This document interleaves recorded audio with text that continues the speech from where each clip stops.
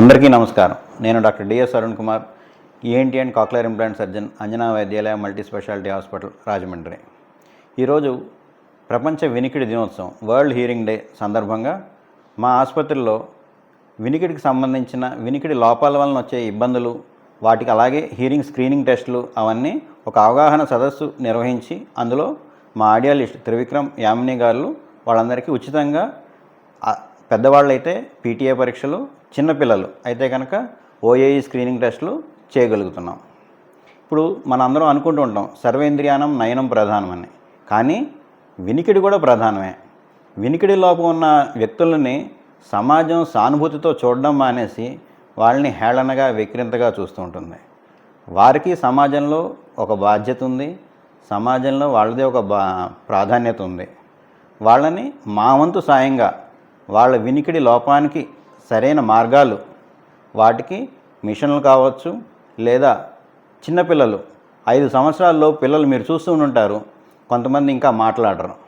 కానీ దానికి కారణం వాళ్ళ మేనమామ యొక్క మాటలు లేట్ అయ్యాయి, ఇంకోటి అయ్యాయి అని చెప్పి మనం తాత్సారం చేస్తుంటాం.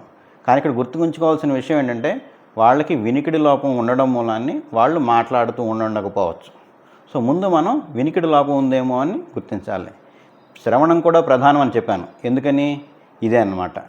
సో మనిషి శిశువు సమయంలో ఉన్నప్పుడు వినికిడి లోపం వచ్చినప్పుడు దానివలన అది మన మాటలు నేర్చుకునే పరిస్థితిని అడ్డంకుగా మారుతుంది. సో ఆ వినికిడి లోపాన్ని మనం సరిదిద్దాలి.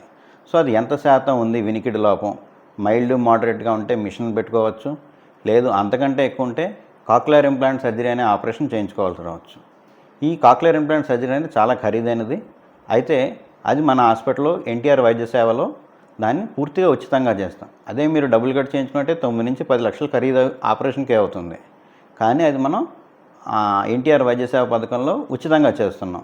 సో ఇవన్నీ ప్రజలందరికీ అవగాహన కల్పించడం కోసం అని చెప్పేసి ఇవాళ మేము మా హాస్పిటల్లో మార్చి 3వ తేదీ ప్రపంచ వినికిడి దినోత్సవం సందర్భంగా అవగాహన సదస్సు నిర్వహిస్తున్నాం. అందరికీ, అర్హులైన వాళ్ళందరికీ ఈ సందేశాన్ని పంపండి. ఎక్కువ మంది దీని నుంచి లాభం పొందేలాగా చూడండి. మీ ఆదరణకి చాలా కృతజ్ఞుడిని.